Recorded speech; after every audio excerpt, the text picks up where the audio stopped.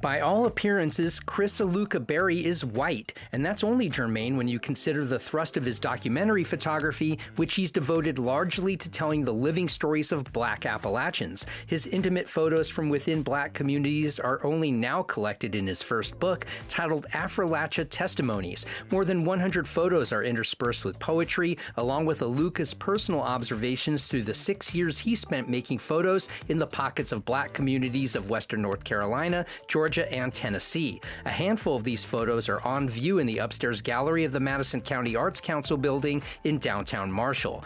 I'm Matt Peiken, the founding journalist of See Here, covering the arts and culture of Western North Carolina. I spoke with Aluka on the floor of the exhibition.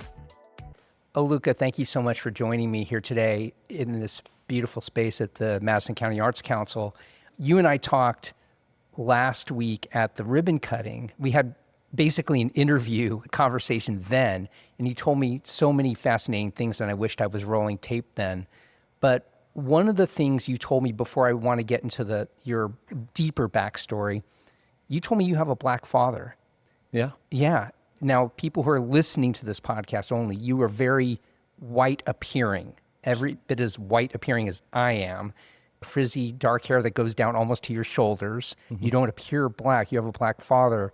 Tell me, how has that resonated with your experience in life when, at least outwardly, you don't appear Black? How has that punctuated your life? It's kind of funny because sometimes I feel like I'm undercover.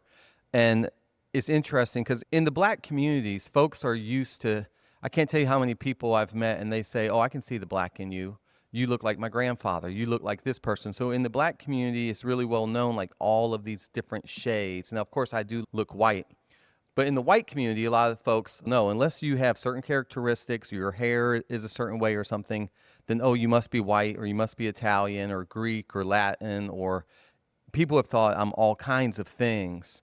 But the beautiful thing is that I grew up in all Black neighborhoods. I grew up just steeped in Black culture. I didn't get exposed to white culture pretty much until high school. So rock and Guns N' Roses and all those things. I grew up listening to the Isley Brothers and Marvin Gaye and listening to Eddie Murphy and Richard Pryor and a lot of things that white folks did as well. But I grew up in a little small Black church. And yeah, I can't tell you how many times I've dated a white woman and had to educate them in all of these things that most white folks just aren't aware of when it comes to Black culture. So yeah, a lot of times I kind of feel like I'm undercover. But at the same time, I've experienced racism from both sides. So well, let's get into that angle of it a little bit. You grew up in South Carolina, right? I grew up in South Carolina. What town? I grew up in a little small town called St. Matthews, which is in Calhoun County, which is named after John C. Calhoun. A lot of racial tension there. Did you perceive yourself as a minority in this, a racial minority in this community? Was it a Black majority community, or because you identified with a lot of Black culture, did you identify with being a racial minority from that perspective? So actually, I'll back it up. Before we moved to St. Matthews, I lived in this town called Orangeburg. In Orangeburg, there are several HBCUs. Actually, my mom went to a HBCU. Historically Black colleges and universities. That's exactly right. And so I grew up on South Carolina State University campus. I go into homecomings. I went to middle school there. So when we lived in Orangeburg, I pretty much was surrounded by Black communities and still experienced racial tension, going to summer camp and being the only guy that looks white. And me and my brother, but my brother looks Black, and we would be fighting literally back to back. So, but then when we moved to St. Matthews, it was very white and a lot of rebel flags and things like that. And people proud that their family are in the KKK or were in the KKK, and people calling me half-breed and all kinds of other terrible names that I could say. So you felt, at least in pockets of your upbringing, not accepted by either the white or the Black community, right? That's exactly right. No, being biracial, on paper, legally, so my birth certificate says my dad is Black. So legally I'm Black, which is BS, right? This whole thing that if someone has any percentage of Black blood in them, that they're Black. And that goes back to white supremacy and all the things that make America not great. You know what I'm saying? So, but being biracial is its own thing. And when I get around other people that are biracial, I feel so much more at home because, yeah, you're in between. And even light-skinned black folks. I look white, but my brother, light-skinned black. Light-skinned black folks are judged heavily by dark-skinned black folks. Colorism, it's a heavy thing, even going back to slavery times. The slaves that were allowed to be in the house or out in the field. So this dynamic has existed for a long time. How do you think that experience in your youth fed into your wanting to become a photographer? And you started out as a photojournalist. How do you think that upbringing fed into your want and your draw to photography?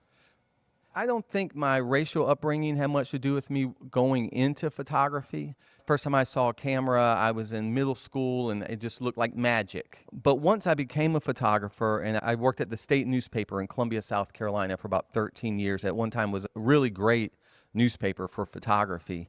Once I learned the power of photography and how we can see a picture of someone that doesn't look like us, doesn't sound like us, maybe doesn't even speak the same language as us, but we see ourselves in them through photography. We see it in someone going to church or someone loving their child or someone mourning the death of their loved one. Those universal things that we all can identify with. Giving a voice to underrepresented communities became very important to me, and things that flip racial stereotypes. That's where being raised biracial in the South kind of led me to this project, Affrilachia Testimonies. Just a way to change the way that we look at race in a small way. Well, you've produced a lot of bodies of work before Affrilachia saw the light of day. What inspired you to step out of photojournalism and steep yourself more intimately and individually into some of these communities that you photographed over 10 plus years? So when I was a photojournalist at the state newspaper, like you mentioned, I worked on several projects, a good number of projects where I would spend at least a year with people in communities. And you got to do that while at the state? That's right. That's amazing. So that just harkens back to a yesteryear in photography. And in journalism, I've got to spend many months on stories and do other stories at the same time. But journalists rarely are afforded that kind of time now. And that's wonderful that you had that kind of time. So talk about some of those initial experiences at the state that have paved your way into the work that we see from you today.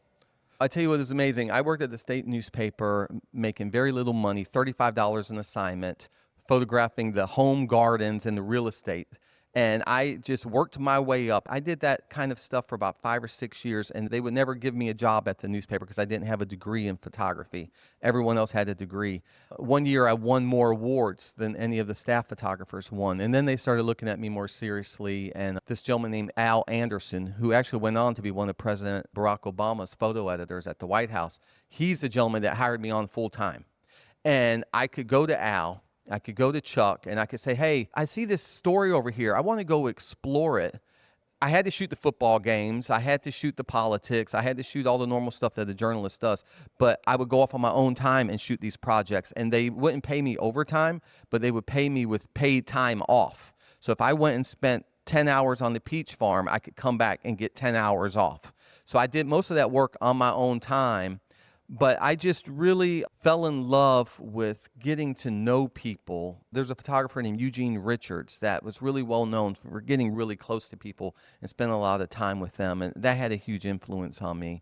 You've primarily, not exclusively, but primarily photographed communities of color. Am I correct in saying that? I'd say underrepresented communities, for the most part, communities of color, whether it's Latin or Black, but I also spent time with white folks who were incarcerated. 2 different gentlemen that were in 2 different prisons. So my goal has always just been to use photography to show stories that we haven't normally seen, and a lot of times in a different light. So when I spent 2 years at Titan Farms, the largest peach farm on the East Coast, of course I got pictures of people working in the field and working in the pack house, but really the best photos, the most intimate photos, were I was with people in their bedrooms, early in the morning, late at night. I would live at the camp house with the folks. But yeah, predominantly people of color. You just said you lived where they lived. Yeah. And which I think is probably a key, is probably part of the answer to what I was just going to ask you. In how do you earn the acceptance and trust of these people who you're not sharing their profession. You don't do the work they're doing. You're not necessarily a member of their churches. You're not incarcerated. So how do you break that barrier and get a willingness of vulnerability that your subjects have to acknowledge and accept that this vulnerability to these eyes and this lens that is not part of their community? What's been the key for you to be able to be welcomed into these spaces? And I want you to answer that in the context of this isn't just traditional documentary photography. A lot of documentary photography, it's fly on the wall photography. It's in public spaces or man on the street, landscape sort of thing. You're going into these spaces that you need permission to go into. Not exclusively, but you're doing a lot of that. Talk about your initial forays into earning that trust and how that has threaded your work throughout your career. That's a good question, and that really is something that's very important to me. Really, I'll tell you the truth, it goes back to my father. My dad died when I was a teenager, and my dad taught me, he said, manners will take you where money won't. And he told me that when I was about 7 years old. And that has stood with me my whole life. So really, it might sound cliche, but treating people the way you want to be treated. If someone wants to come into my home and photograph me, they better have some manners. They better treat my space with respect. They need to have an attitude of giving rather than just taking. So I listen. I spend a lot of time. I pay a lot of attention to body language.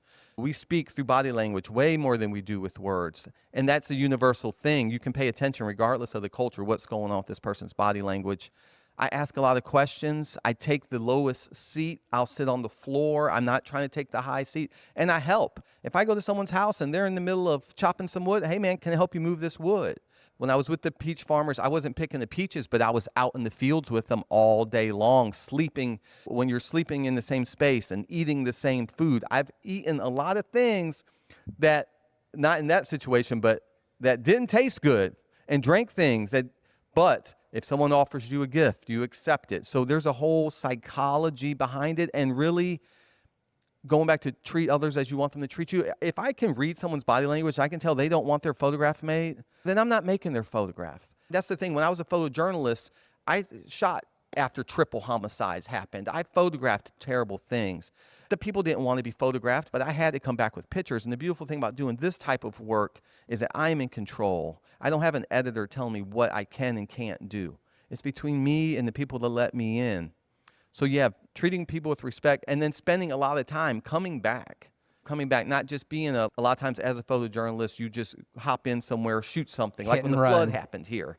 All these people came in, they started shooting. How many of them ever came back? Some did, I'm sure, but most, they just come to get what they want, and then they're done. Yeah, you've talked about spending months, even years, with some of these communities, coming in and out of these communities. And I imagine you have to have a deep patience as a photographer too in doing the work you're doing, because while people might invite you in or welcome you in, it's another for them to let their guard down when your lens is close. And you have a variety of vantages in your work. Sometimes it's from a real distance where they may not really be aware that you have your camera up at that moment. And other times you're a foot or two away. It's clear you're not zooming in. You're right there. You can see the pores on people's faces. How do your subjects let their guard down enough to be themselves in moments like that, in this open vulnerability that they've probably never encountered before? Well, that's a good question. Some people are natural at it. Some people, you can start photographing them and they'll forget that you're there and do great. Other people, it takes more time, and there's a little bit of a dance that happens. I do shoot very close, but sometimes I back up. A lot of times I will start from further away and then work my way in, almost like a hunter getting closer, right? And it's not like I'm like there, my subject is my prey or something, just kind of being very cautious, very aware of your movements. I pay a lot of attention to the clothes I wear and how I carry myself. Eugene Richards would say that he wanted to be close enough to touch his subject when he was photographing them. So sometimes I would, when that was going through the back of my mind, can I touch this person? I was in New York City yesterday, for example, and I'm walking around in the East Village, and I see these young folks playing some music. Well, a lot of photographers would just walk by, maybe try and sneak a photo or two, or maybe just come by and take one or two photos and then keep walking. But instead, I sat down, introduced myself talked to them for about 25, 30 minutes, learned about them, learned about their stories. And then I asked if I could photograph them, and they said, yeah. So by that time, they were so comfortable with me, I was able to be 2 feet away.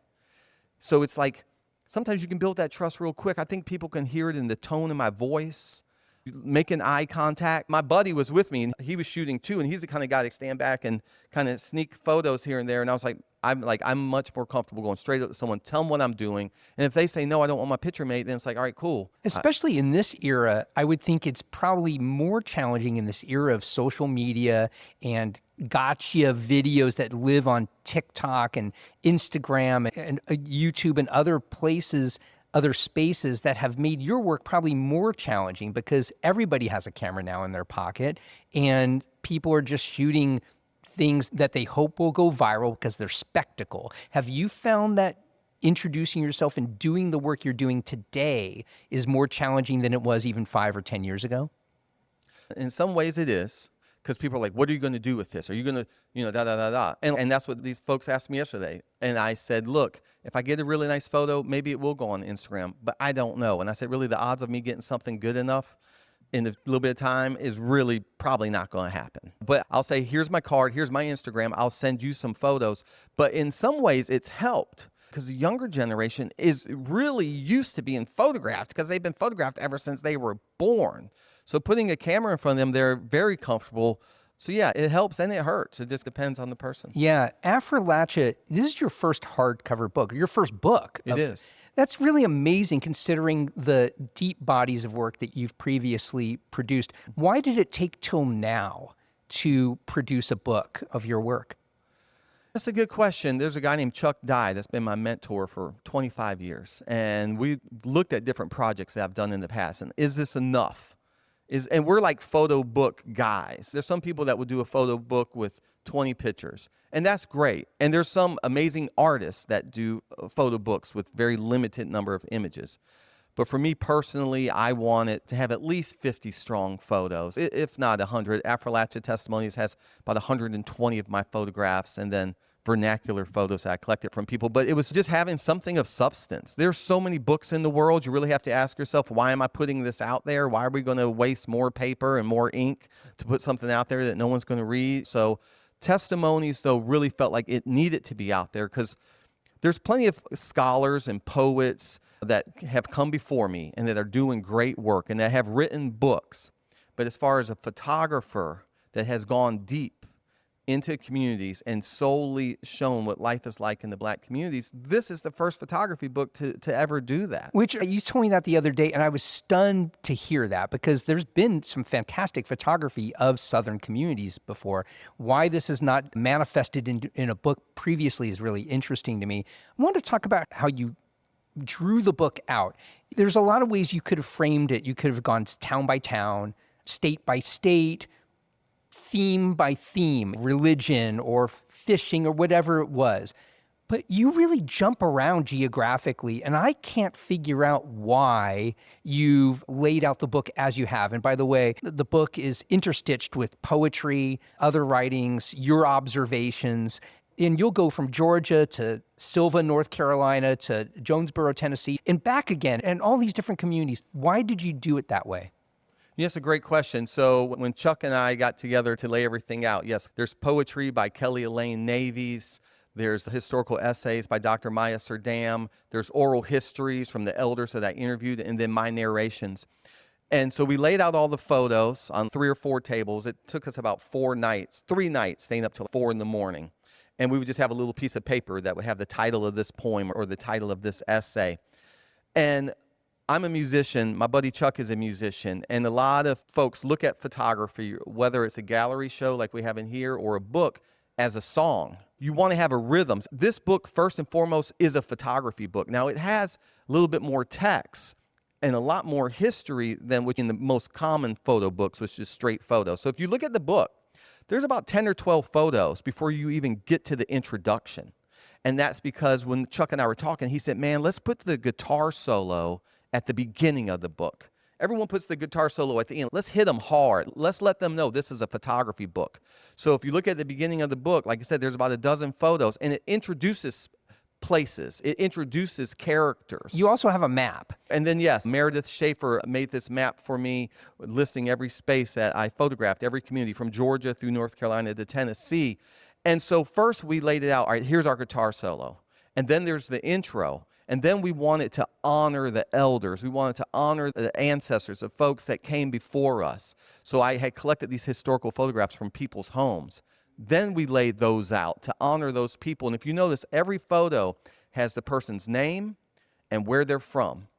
Yeah. And that was out of respect. This book is so much about representation and respect and dignity. And I feel like Appalachians as a whole, regardless of race, have been depicted in photography books as being poor and stupid and backwoods and all these things.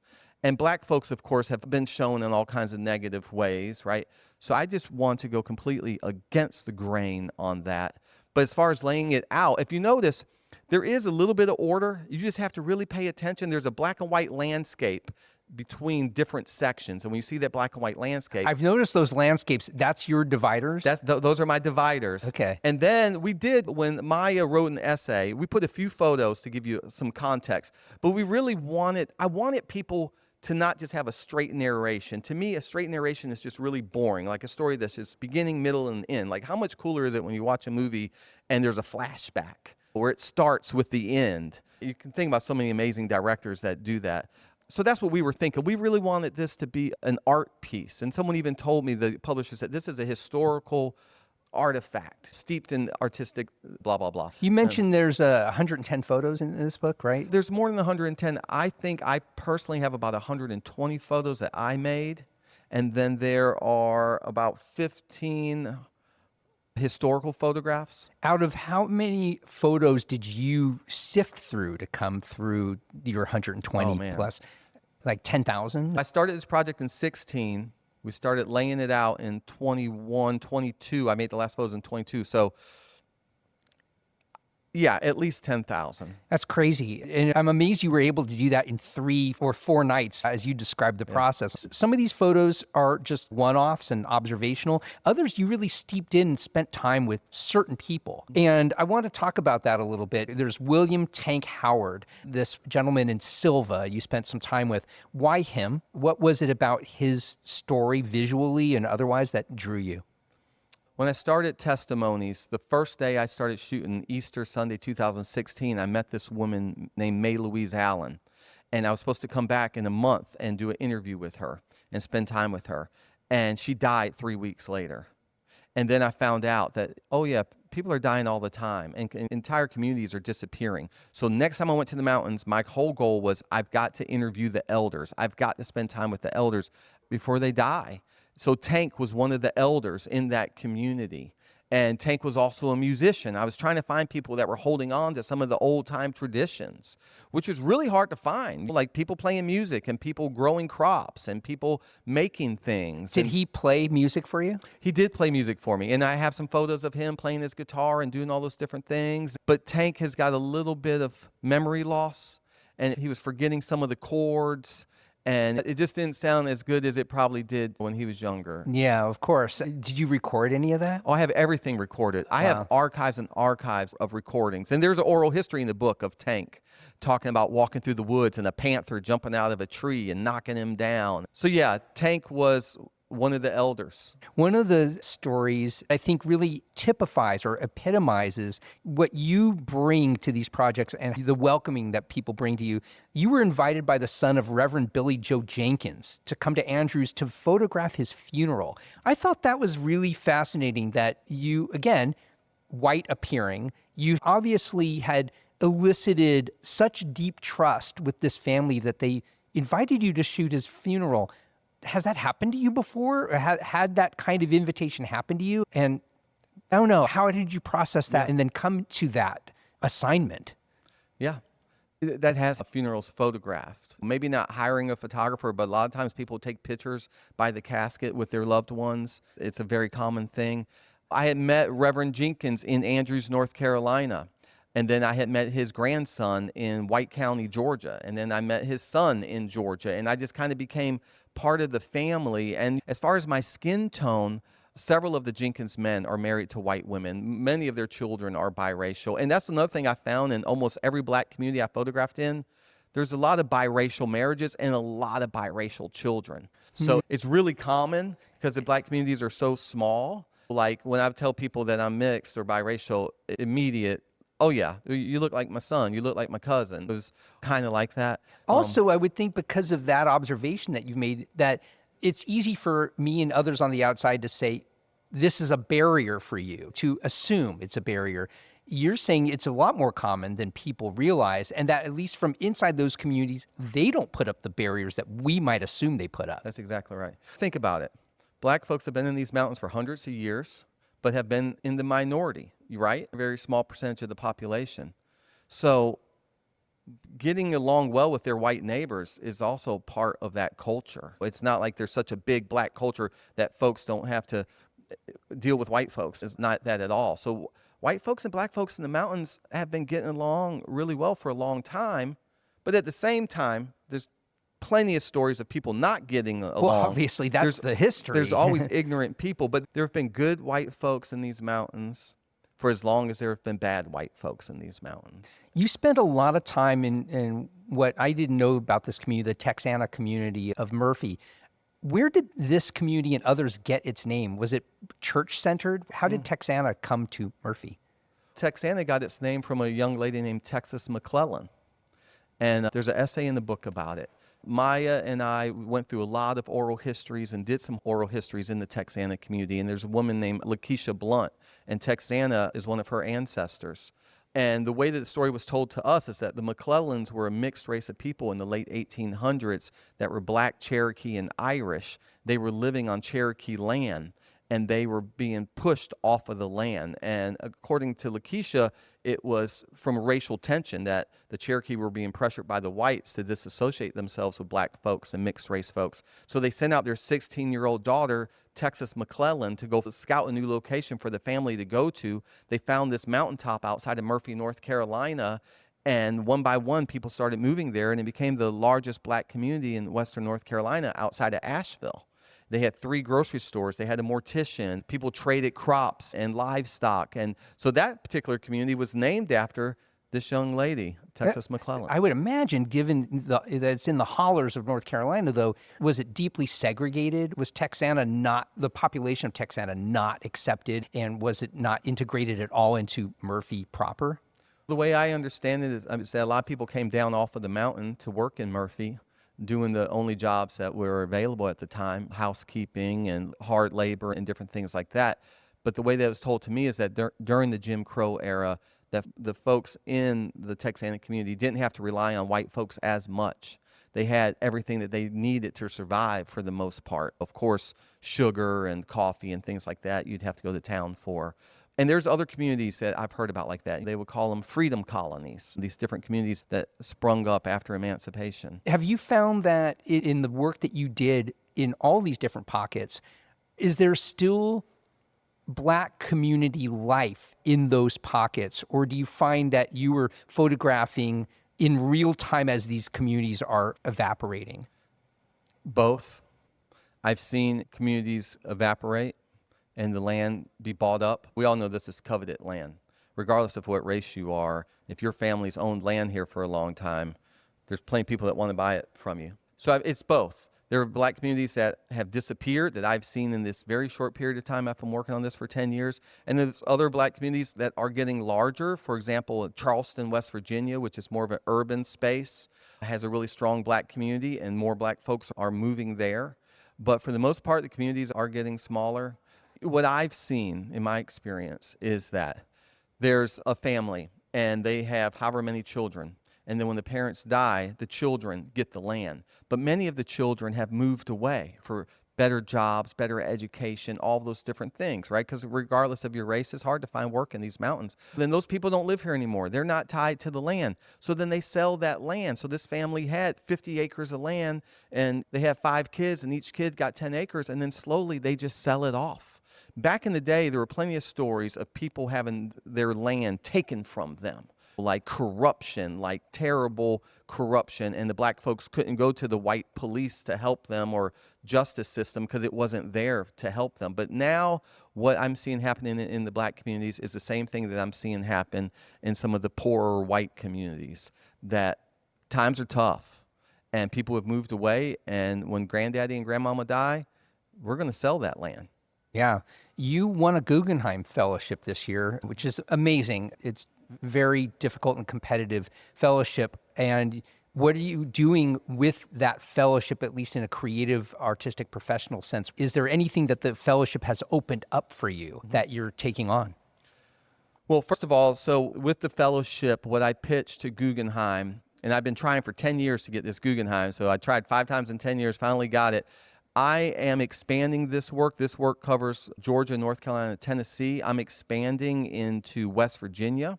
I'm expanding into South Carolina and Alabama. So geographically, telling more stories like the story of Texana. And I'm also focusing on the younger generation. I'm spending time with the elders and going to collect those histories as well. But the younger generation, and by younger, kind of like between 20 and 50, that's a section that I really didn't photograph a lot on this first book. And the first book was heavily steeped in the church, because I would normally go start at the church when I went into a new community. So in the first book, there isn't anything that represents the gay or queer communities or anyone that identifies as non-straight. And so this next book, I think, in showing the younger generation, that's happening as well. So just kind of trying to round off the edges and show a more diverse look at Appalachia.